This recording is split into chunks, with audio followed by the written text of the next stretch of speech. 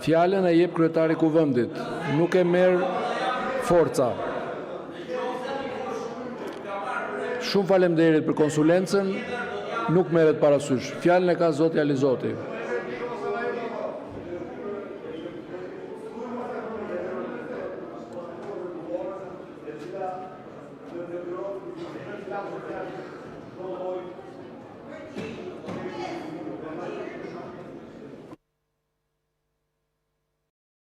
Zoti Xhelal Mziu, për procedurë.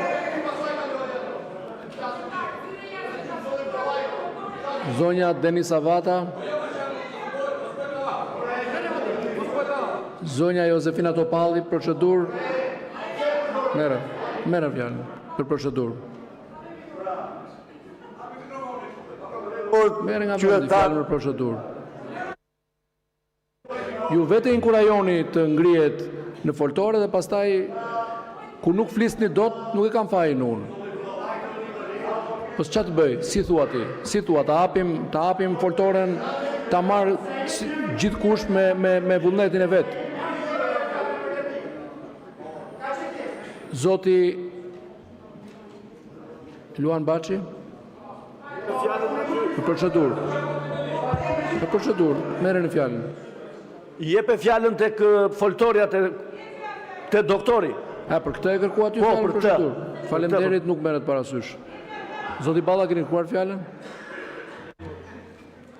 Po natyrisht, kryetare, kam kërkuar fjalën sepse u bën 2 orë nga fillimi i kësaj seance.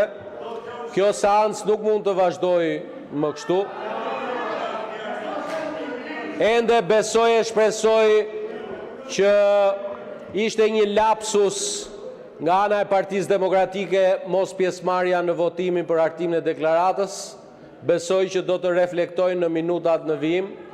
Partia Demokratike në këto 35 vite ka merit në momente historike të rrugës europiane të Shqipërisë, por dhe gjatë pavarësimit Kosovës. Këtë nuk mund ta mohoj askush. Është fatkeqësi që sot Partia Demokratike gjendet në këtë situatë dhe nuk di të ndaj interesin kombëtar nga ai personal. Megjithatë, në zbatim të rregullores, zoti kryetari i kuvendit, kërkoj 5 minuta pushim për të reflektuar. Nëse nuk reflektohet, do të kalojmë në votim.